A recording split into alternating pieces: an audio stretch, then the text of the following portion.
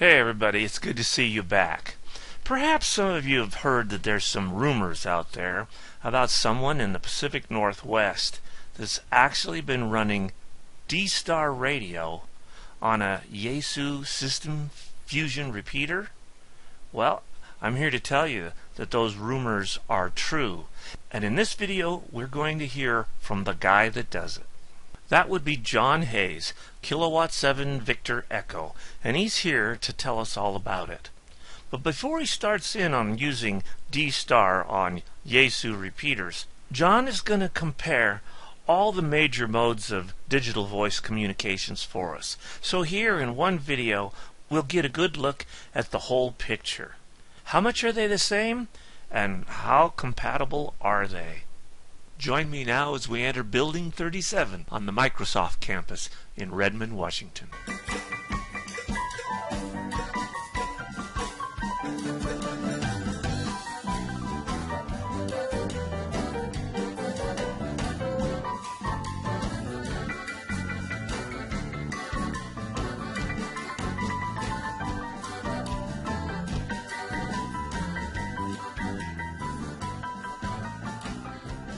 John has a short talk about digital voice things that we're talking DStar, DMR, kind of a theme that's happened today. And then he's got a super secret project that he's going to fill us in on having to do with the Fusion Yaesu DR1X. Is that yes. Right? DR1X, which is, I think it's very cool. I hope you guys do as well. So take it away, John. Thank you. All righty. For those of you that haven't been, I'm John Hayes, K7VE.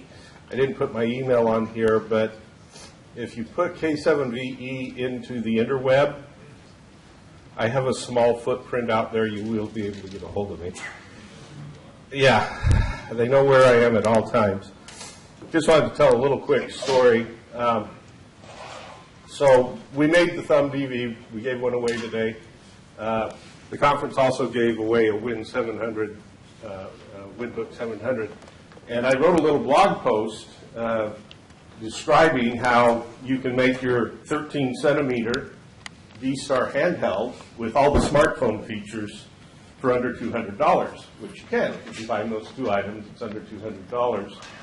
And I thought it was kind of cool, and I put it together, and it works great. You can get on reflectors and repeaters and all kinds of things. It was really funny because one of the first responses we got, will it be short distance like Wi-Fi? 13 centimeters is Wi-Fi. All right, so we're going to talk a little bit about digital voice. Brian explained how, we really should be working on new stuff. I'm going to go over a little bit what's out there now. Just a little quick primer. I'm actually on most of the digital voice formats, so we'll do a little comparison and contrast here.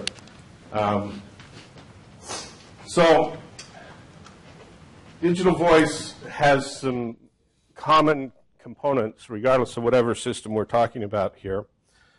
You're going to have what's called the common air interface. This is the definition of the modulation mask. Is it GMSK?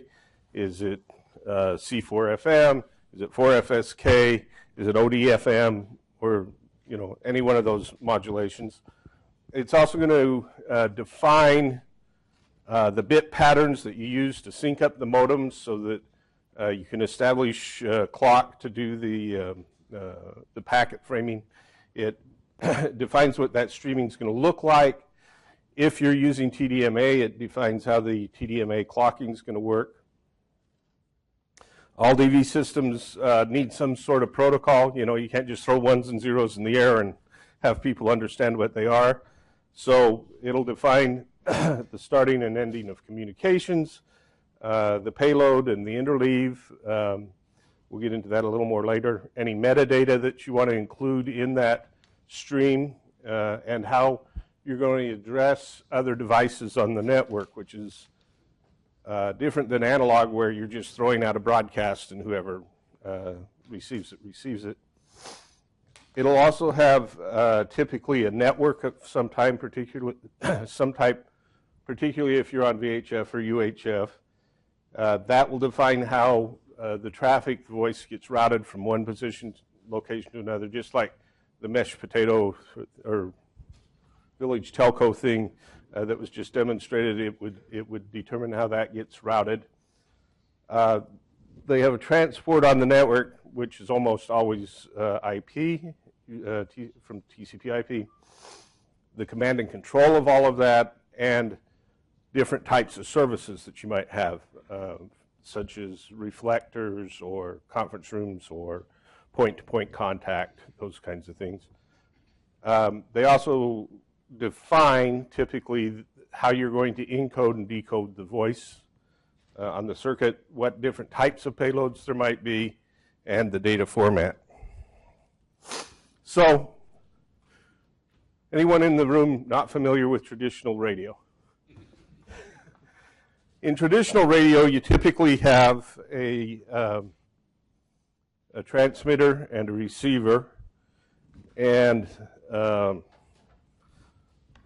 so you put audio in here. It goes down to a modulator inside of the RF deck. That can either go simplex over RF to another RF deck that demodulates it and sends out audio, or you might put a repeater in the middle which relays the signal. Pretty simple, pretty straightforward.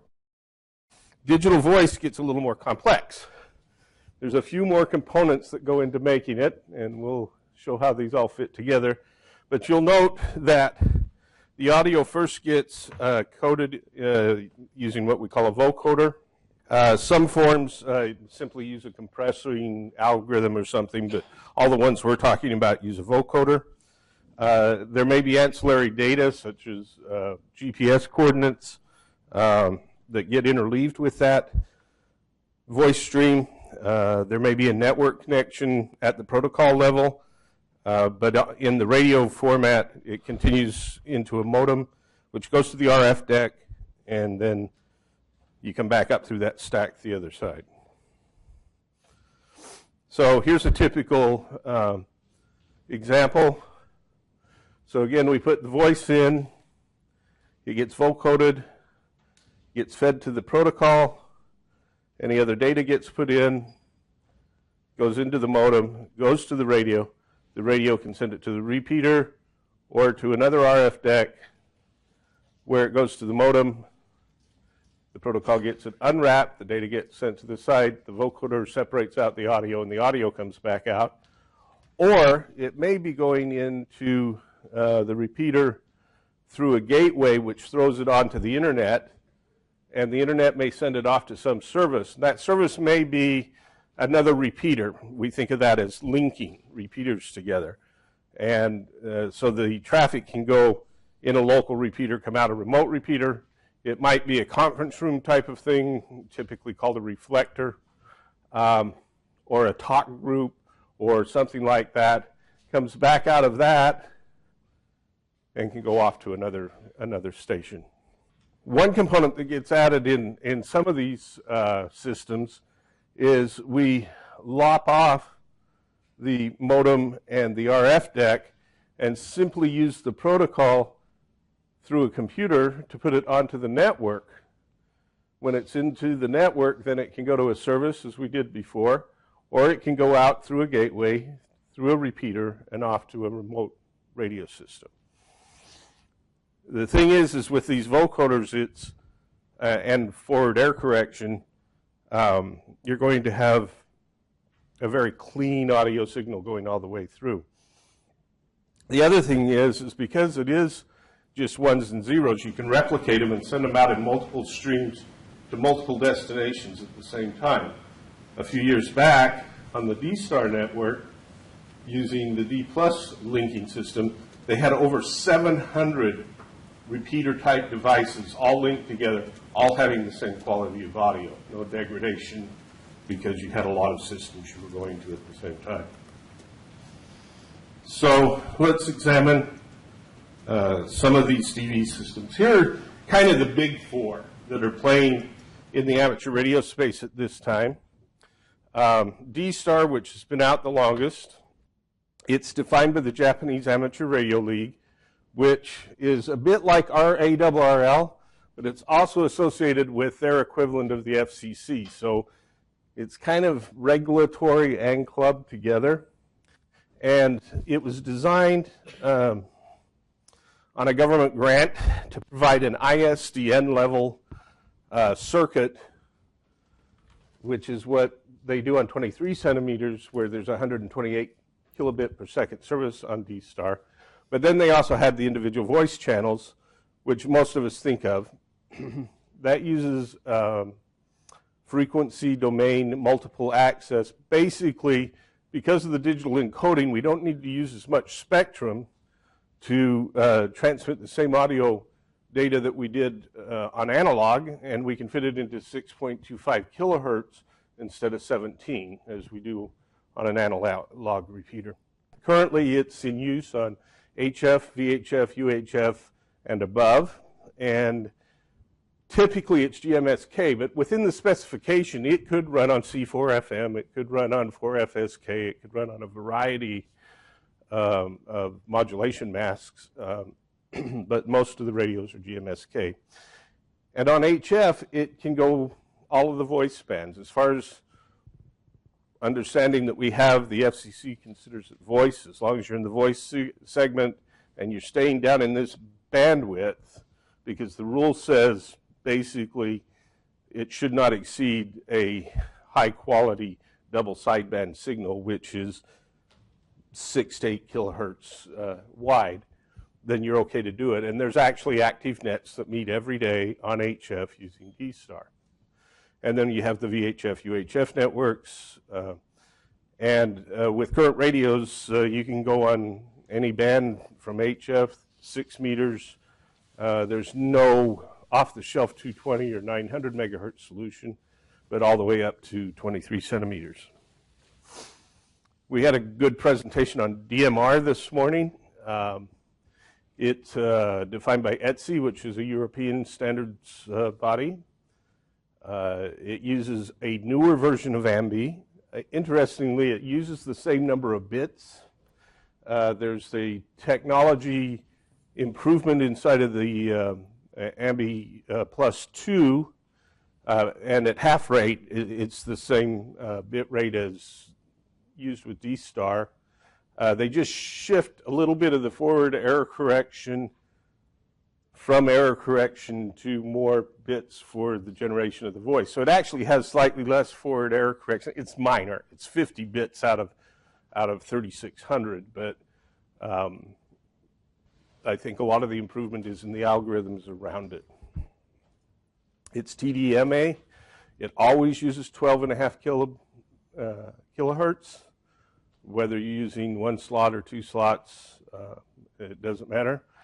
It's available on VHF, UHF, and above 900 megahertz, 800 megahertz. It's 4FSK, usually C4FM version of 4FSK, though the standard actually calls it 4FSK. System fusion, which is defined by Yaesu, but it is an open specification, not a lot of technology licensing. You know, there's intellectual property in the AMBE chip and in the microprocessor and the transistors and everything in a radio, but the spec itself doesn't have licensed intellectual property that you have to use. You can take the spec and use it, unlike what was mentioned earlier about DMR.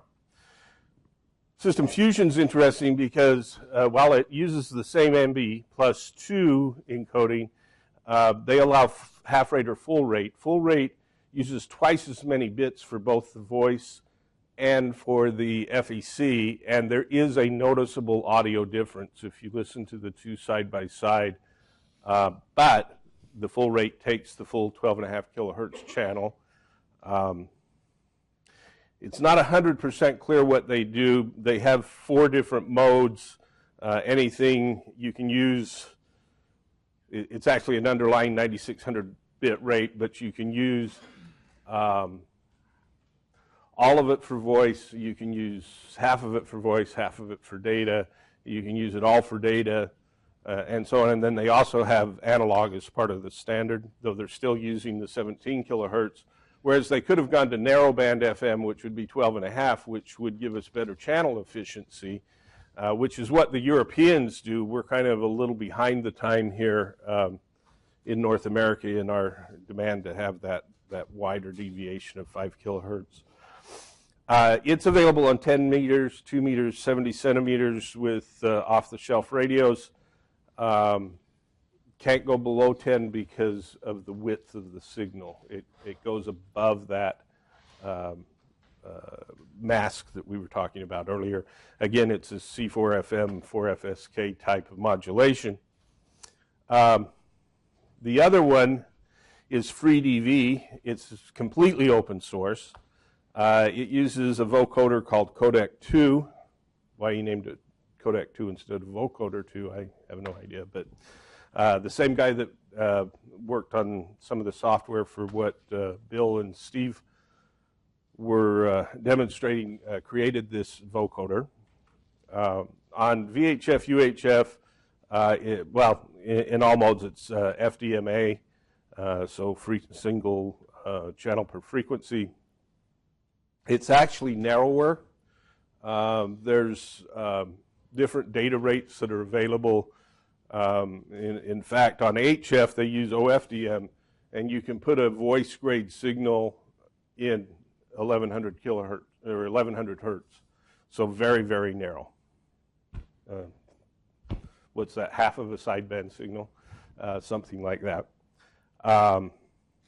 Most of the work right now on it is on HF, but there's a lot of to be determined in that particular stack. There are other ones that are on amateur radio. They're much less used. The old APCO 25 stuff that's coming up surplus uses a different vocoder AMBE, and it's full rate, so it's the full 12.5 kilohertz all the time. Phase 2, which is the newer APCO solution, is using the AMBE Plus 2. And it's interesting that the DMR Fusion and APCO 25 AMBE Plus 2 are all the same encoding. If you strip the protocol away and just take the vocoder, they're the same. So to build a bridge between them would basically be unwrap the protocol, put the new protocol on, and send it forward, which is kind of cool. DPMR is another standard. It's FDMA. Also uses the same exact encoding for the half rate. So, the newer protocols are all kind of revolving around this AMBE Plus 2 standard. Tetra's out there and probably a few others. Let's examine the top 4 a little closer. So, under DStar, at the network level, you have the gateway box that we pointed out earlier, and there are 2 coordinating networks out there. One is a proprietary network from ICOM, either the version 1 or the Gateway 2 protocol. It only supports ICOM repeater hardware. Some people have hacked it to hook it up to a home brew, but it's not really supported. The other one is IRC-DDB. It uses an old internet kind of chat room protocol called IRC-DDB to pass back all of the routing information back and forth in a broadcast fashion over the internet. And it's totally open source. It's the largest network. There is a little plug-in that can be added to a G2 gateway that allows you to get on the IRC-DB routing. So there is a small subset of repeaters out there that are only on the ICOM routing and can only talk to other ICOM routed gateways, but the vast majority of repeaters either are have this plug-in or running a program called IRC-DDB Gateway, which provides the whole gateway function in an open source piece of software written by G4KLX out of the UK, who we had the pleasure of spending some time with us at Dayton last year. Great guy. And it supports both ICOM and homebrew hardware. And if you go to my blog, you'll see that I give instructions how to do some Kenwood conversions, so you can take a Kenwood repeater and put it on DStar. There are 3 different linking systems that provide reflectors. Those are called D+, which is a closed proprietary authentication system. D Extra is almost exactly like it, except for it's open, and you don't need to have specialized authentication to get into it. As long as you have a DStar and your call sign is an official call sign, you can get into it. The third one is DCS, and it's got a subsystem called CCS. We won't get into great depth out of it, but basically it's out of Germany. One of the advantages it has out of it, the conference rooms on the first 2, there's usually 5 conference rooms per server. DCS actually has 24, so a single server can support more conference rooms. And that experiment that I was telling you about where they had 700 repeater type devices hooked up all at the same time was on the D+ network, but any one of these could have supported that. There's been a lot of talk about DMR talk groups. StarNet Digital is the equivalent on DStar. I actually put that protocol together, and Jonathan coded it up as part of his code, D4KLX. And then you can also do station-to-station calls using call signs. One of the things about DStar is your address is your call sign. And because of that, you really don't need to do any voice ID. Most people do just out of courtesy and habit, but you're IDing every time you transmit because that is the addresses in the headers. And none of that is, the radios will basically receive it. There is a notion of, similar to color codes, there's 100 of them on DStar. There is squelch by call sign, so you'll only take calls that are addressed to you. My wife would like the other one that she could filter me out, but that's a totally separate issue.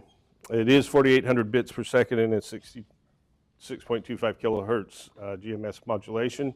So 3,600 bits of that data stream contains the voice and the FEC.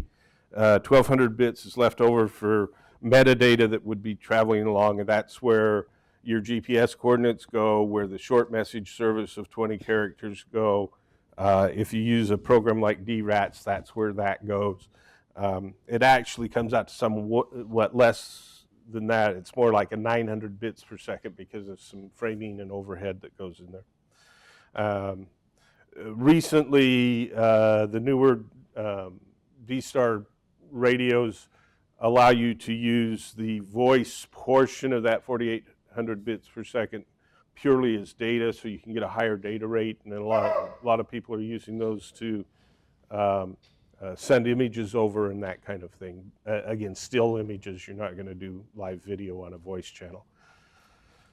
It's got 10 years of deployment. There's multiple generations of radio improvement. Latest radios have some cool features, like the radios have a GPS in them. It has a database of all the repeaters and what latitude and longitude they're at. So I recently, at Halloween, I took a train trip from Seattle to Chicago and back via San Francisco. I wasn't stopping anywhere. I was just riding the train for a week.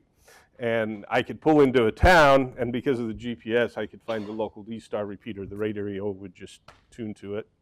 It definitely has the highest number of repeaters, user, and network services on ham radio of all of these. ICOM is the primary builder of handhelds, bases, and base and repeaters. There are at least 2 other manufacturers who have committed to build radios, including Northwest Digital Radio, where Brian and I are involved. When's that radio coming out? You know, I've kind of left that to the hardware engineering side of the company.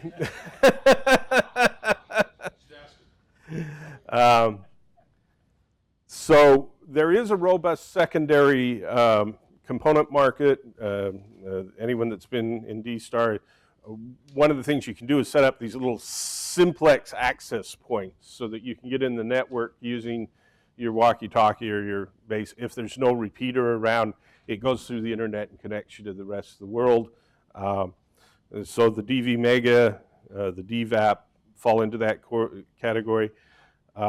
There's node adapters, the DV repeaters, another forward where you take a traditional analog FM radio, you plug these two devices in and you can create, quote, a hotspot.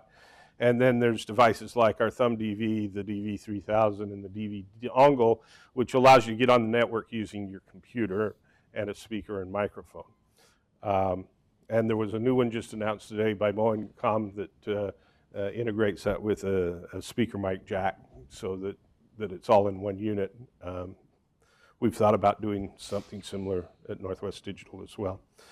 And there's plenty of software projects. All of these systems, the real value is people that create new components, and one of the big needs is additional software. And there's probably a few people around here that can write software, and there are open source software projects that you can contribute to or create your own. DMR, there are two internet-based networks, DMR Mark and Hytera, and they don't talk to each other. And they're both proprietary networks. Now, I was glad to hear the movement towards maybe using SIP as a transport to tie those repeaters together. We've had some discussions internally at Northwest of how SIP might aid in some of the things that Brian was alluding to this morning or earlier today. So the 2-slot TDMA, you're always sending out 9600 bits, and from a time point of view, say, this half of them are for this channel, and this half of them are that channel, and back and forth and back and forth. There's no magic. There really is a hard limit on how far you can talk on it. I can routinely talk into repeaters in Vancouver and up the west coast of British Columbia from my house on FM, DStar, Fusion. I can't on DMR because it's too far. Now the good news is the Linwood DMR repeater is visible from my house. I live not far from Gunnysack.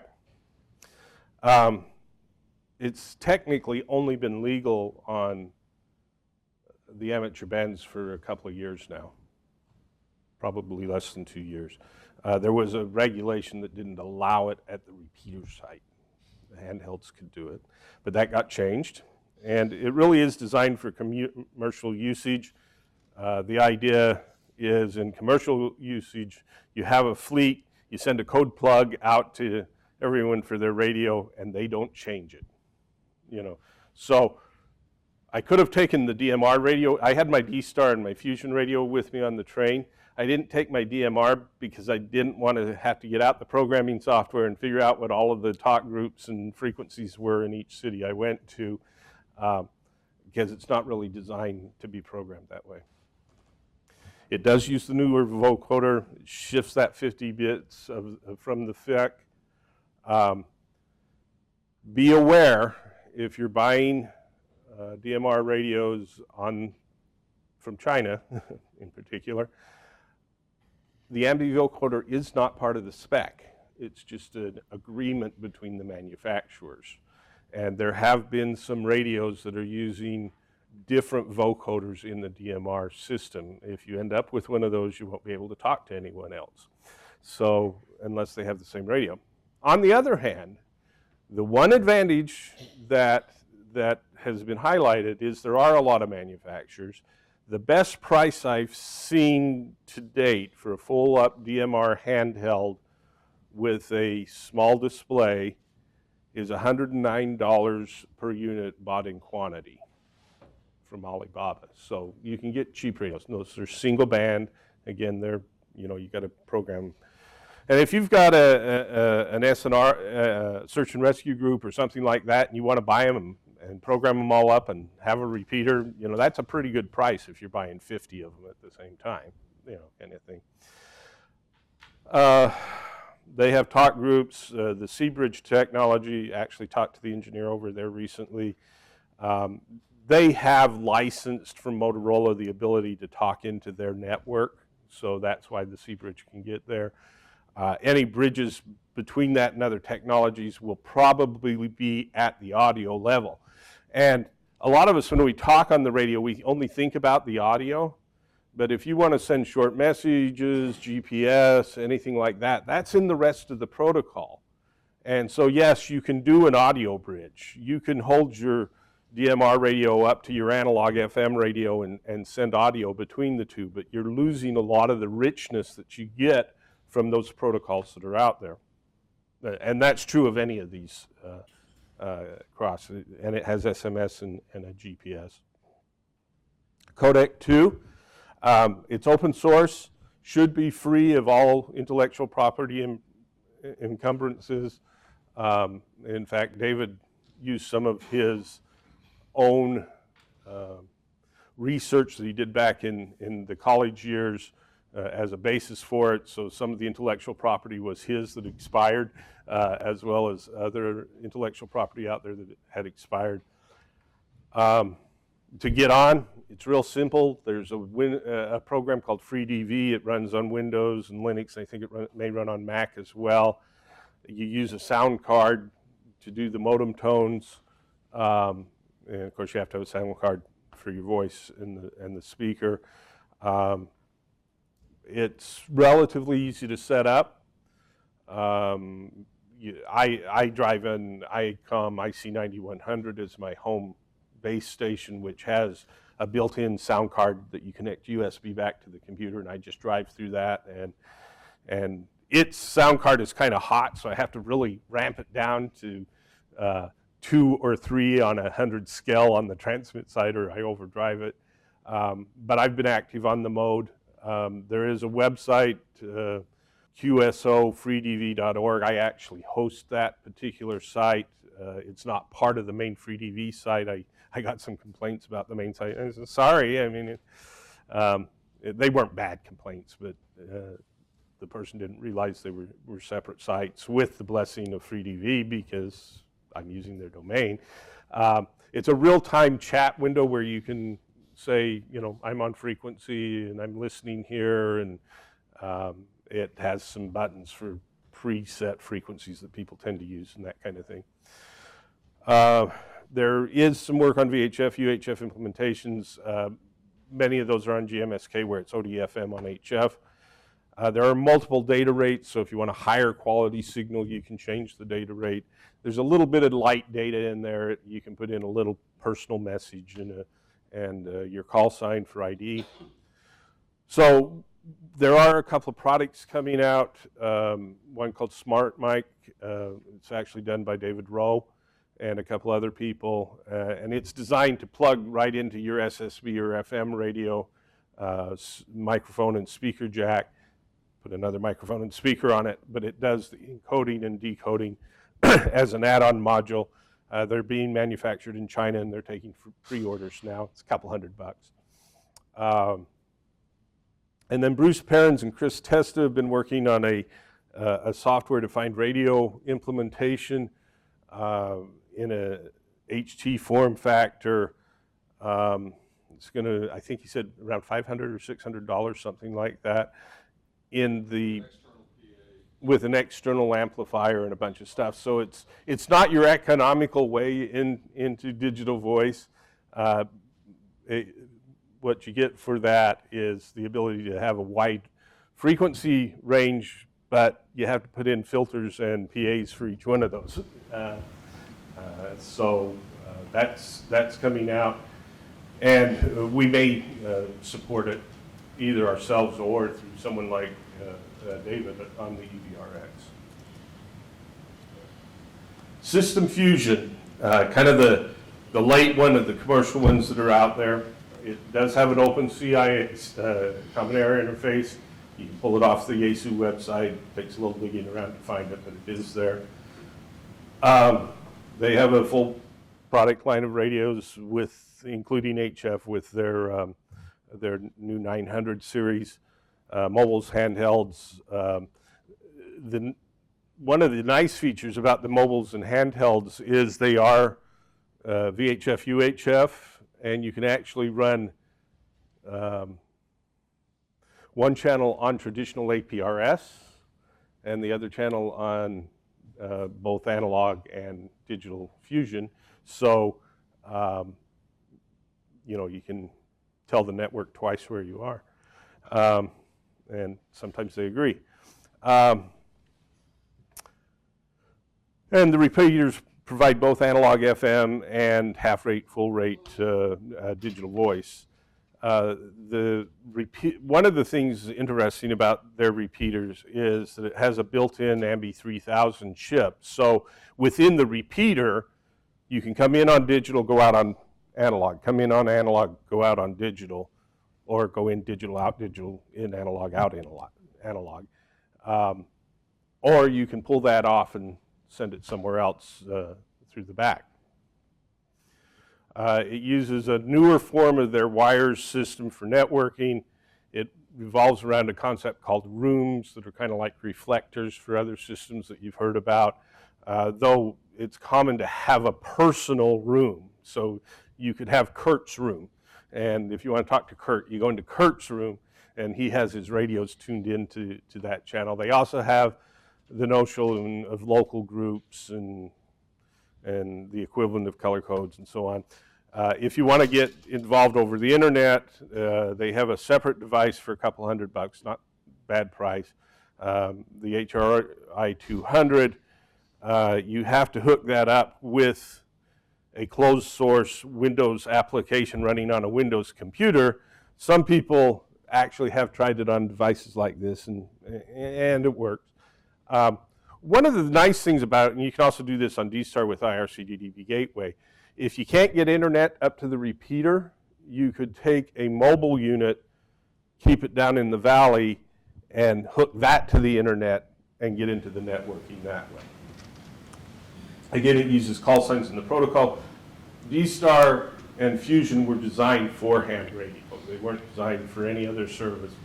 And so they took the advantage of call signs are unique and propagated it through the protocol and used that for addressing.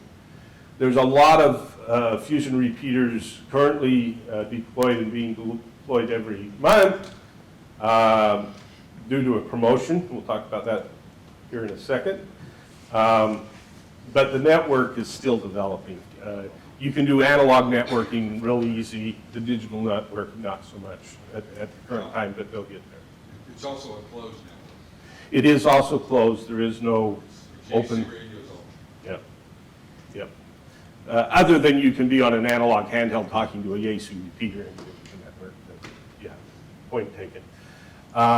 So the DR1X, which is the repeater, you can buy it direct from Yaesu's Yaesu, and it's $500 delivered. There's no shipping charges or anything on top of that. That's $500 delivered. It is dual band. You can run it on VHF, you can run it on UHF, you can run it crossband. If you got an old beat up 40-year-old duct tape and baling wire repeater sitting out there, in my mind, when you can buy a full brand new 520, 50 watt modern rack mount 19-inch repeater for less than the cost of a dual band mobile, you ought to do it, you know, kind of thing. And so I did through the promotional offer. They originally offered it only to clubs, and that's still the best way. And remember, a club is 4 people, one of whom should be licensed. Because they're going to be the trustee, right? It's 4 people, one of whom must be licensed. And you form your club and get in on the club program. They will take an individual, but if it's an individual, you got to have a pair of frequencies, and they don't want it to be in your garage. They want it circling some area, right? Clubs, they're not quite as big. John, what's the name of your club? My club is the Northwest Digital Radio Club, which predates Northwest Digital Radio Company. So, you know, the big question is, can't we all just get along, right? So each technology seems to have its camp, and there are those in those camps that do not want to talk to anyone that's in any of the other camps. They don't want any crossover.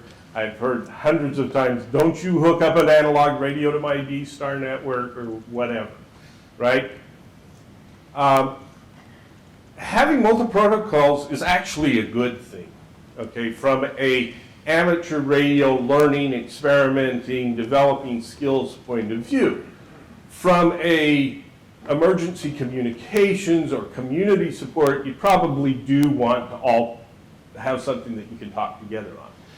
So, you know, in a small community, that's probably one technology, whether it's an analog repeater or one of these digital voice modes. But if you're going to hook up to the rest of the world, we should have a way to have that happen. And there are some watering holes that are starting to develop, i.e. reflectors or conference rooms where you can come in on the different digital voice protocols and the audio will go back out. Again, you lose all of that metadata that might go with it. And there are some companies that are starting to make multi-protocol products.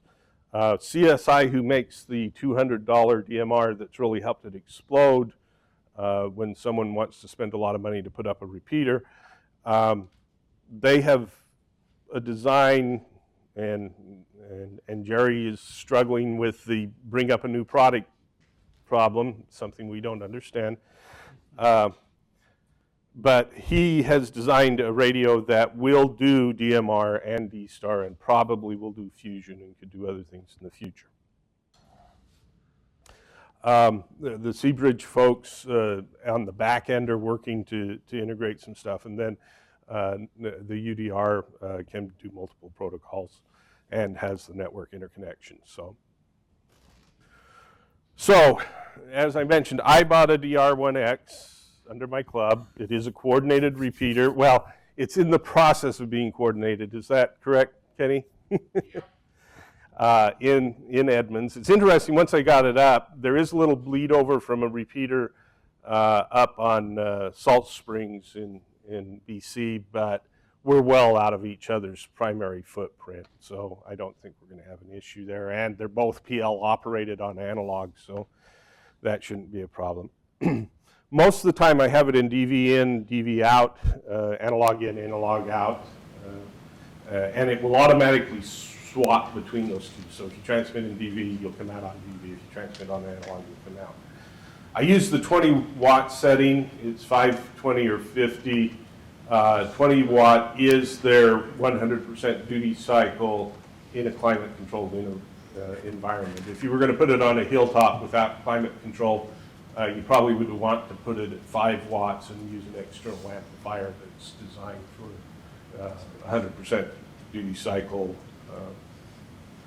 If you ran it at 50, just don't make sure there's no nets on it because you're going to probably cook it at some point.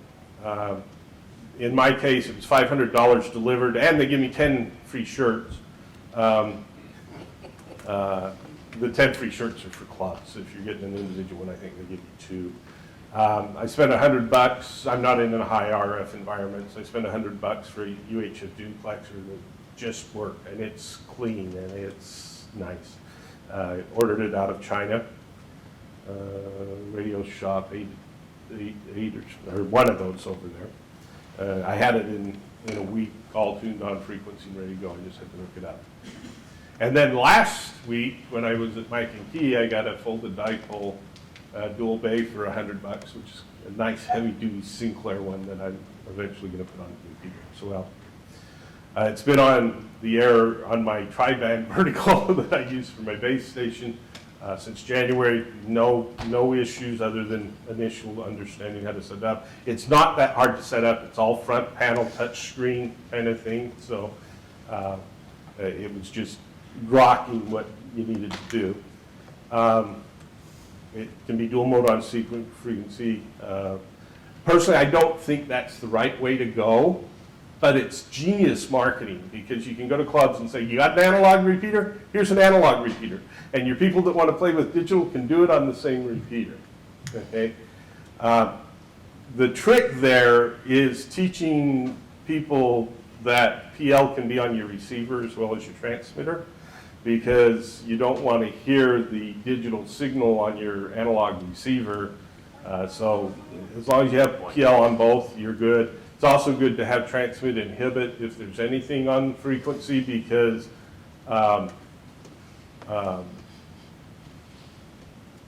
you don't want to try, you won't hear the other conversation, the other mode conversation. So short of looking at the display and seeing if the S meter's over, you should have let technology help, basically. Use a little silicon matter instead of gray matter. So this was part of my evil, bastardized plan from the beginning. If it's dual mode, why not make it tri-mode? And so tri-mode would be Fusion Digital, Analog, and DStar all on the same repeater. The repeater has an internal controller. The firmware keeps, whenever using Fusion Digital, it keeps it on the internal controller. There is an accessory jack to put an external controller on. And having done this with some Kenwoods, I thought, well, hey, maybe I can wire up to that. And as was mentioned by Kenny, I'm partially blind, and being partially blind, I have no depth perception. And soldering involves creating holes in my fingers with a hot iron. That's the same for if you're blind or can see just fine, by the way. You're blind or what? That works either way. If you're blind or not blind, you still make holes. Oh, okay. I just find I do it more often. So I tried to wire up an inline DV15 connector, and have to take it off and put it in a different position. That got to be. Fortunately, I found, on the recommendation of someone else, a nice little board that has the 15-pin connector on it that I can cable over to the back of the repeater, and it breaks it out with a bunch of solder pads and screw-down terminals. So I took that, and then working out the wiring was pretty simple because it didn't work, screwed in somewhere else. Actually, by then I'd figured out where everything needed to go, and it just worked the first time.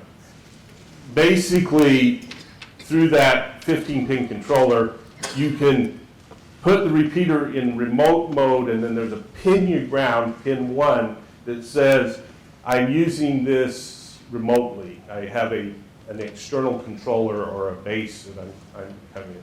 You pull that to ground. There's a PTT line. There's a place to get at the discriminator, which is what you need to do if you want to do the GMSK externally. There's a pin to go into the modulator that bypasses all the pre-emphasis circuit. And then there are 2 pins that you can use to select the mode the repeater operates in. And by grounding pin 12, you tell it, I want FM in, FM out. And once I do all of that, I hook it up through a 6-pin DIN into a DV RPGR DStar controller, which costs $100. That's connected by USB to a Raspberry Pi to connect it into the DStar network. You key up, and it works. And I was able to connect to reflectors, talk to people, listen to nets, everything. And one thing I learned from the Kenwoods, it's easy to get a BER going that route. 0 BER through the repeater. Occasionally I'll get 0.1%. I can live with that in a voice circuit. And it just works. And the side thing is, I can still use it for analog. So I've got an analog / DStar repeater that works right now. I unplug it, it's Fusion analog, plug it, it's DStar analog. So where do we go? I said I wanted to be tri-mode, right? Well, I only got to this point a couple of days ago, and then Kenny called me up and says, can you come give a talk on this? And so I spent my time getting slides ready and so on. I think I know what I need to do. So one of the things you want to do, and I've learned this from some other people that were hooking up analog controllers to the back end, is you want to splice into the PTT line inside the repeater, the cable that goes from one radio to the other, and intercept the PTT so you know when the fusion digital is trying to assert PTT and prevent the external controller from asserting PTT. Because the firmware has a bug in it where it sometimes locks up if they both try to access it at once. And then I will use GPIO pins to pull that pin 1 low and switch it to FM mode. And so basically what'll happen, if all of my thinking's proper on this, I'll have a Raspberry Pi, the DVR PTR, connected to the Ethernet. I'll have the repeater, which natively can do analog with PL on input and output. It doesn't send the signal, or the DStar controller doesn't detect the signal when it's straight analog because it's looking for the training signal on GMSK. So it doesn't try to do anything when the analog's there. It breaks the circuit so you're not, when you are receiving GMSK, it breaks the circuit so you're not getting dual signals when going through an analog path, when going through a digital path. But anyway, all of that combined, controlled by some GPIO pins on the Raspberry Pi, which are just sitting there doing nothing anyway, I'll be able to make all those logic changes on the accessory port, and fingers crossed, it should be a tri-mode repeater as soon as I get that all done. The coding's pretty straightforward. It's basically some logical XORs that are driven by events on the pins. So, and I'll report back on that when it's done. So, and that's what the repeater looks like. The little color screen there is touch sensitive. You do all the programming through that. It's really pretty easy. So, questions? I know you're all anxious to go get pizza. No questions? Just a sec. Oh, remember I'm blind, so someone has to. It's like when you're at Dayton and someone wins a prize, everyone around them's supposed to. So this is Horace, and this is N7DRW. Hi, Horace. I was wondering, do you tie into the gateway with the Yaesu Fusion? Do you have a gateway type thing? Are you on the internet? Is it call sensitive at all? So when it's in DStar mode with my last shut, it's just like any IRC-DDB gateway on the DStar network. But say you didn't want to use that. You won't just use the Fusion characteristics. Is there a Yaesu equivalent to reflectors? There is, but we're kind of at a weird stage right now. You use an external radio to do it.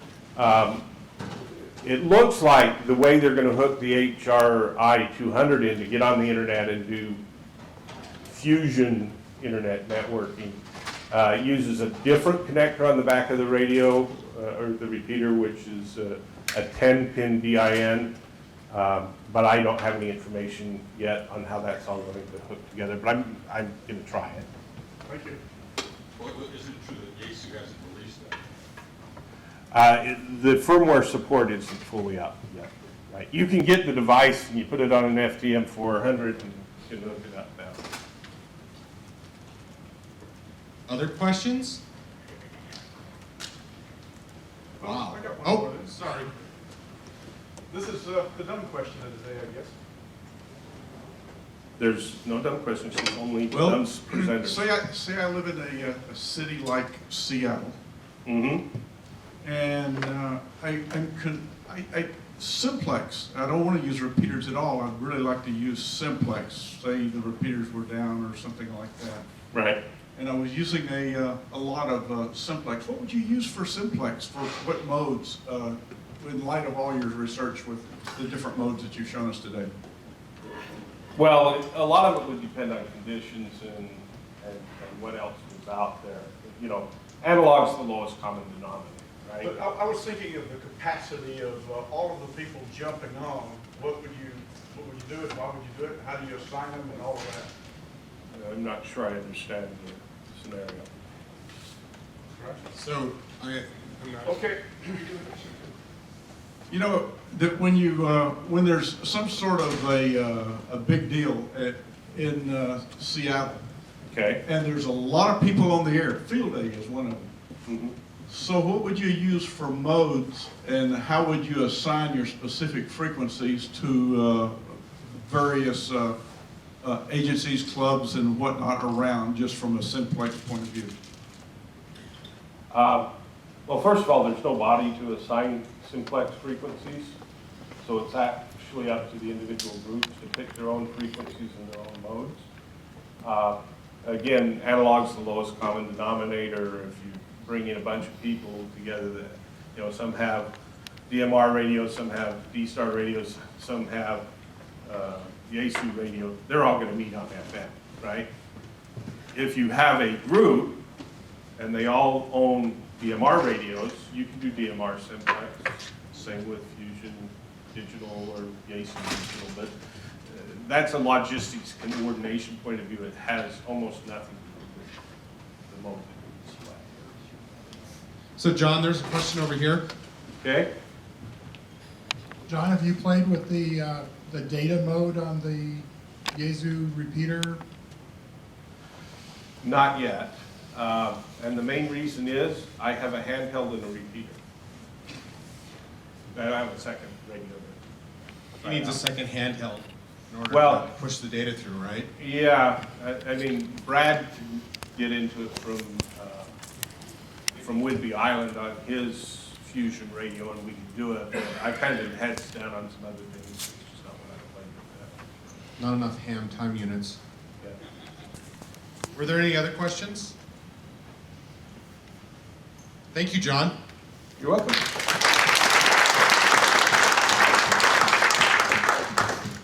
So are you going to send a note to Yaesu to tell them thank you for doing DStar repeater? No. But they'll find out eventually. I'm sure they will find out eventually. And you guys go to Dayton and make yourselves a big target. Well, you know our booth at Dayton is on the egress from the Yaesu. Yes. So, it has been for a number of years. You know, we're not defeating their thing, we're just making their repeater capable of doing more than they had intended. They did put the aux jack away. And they did put the auxiliary jack there, yes. And maybe they will sell more analog, yes, computer boxes. Thank you, everybody, for coming. That is the show for today.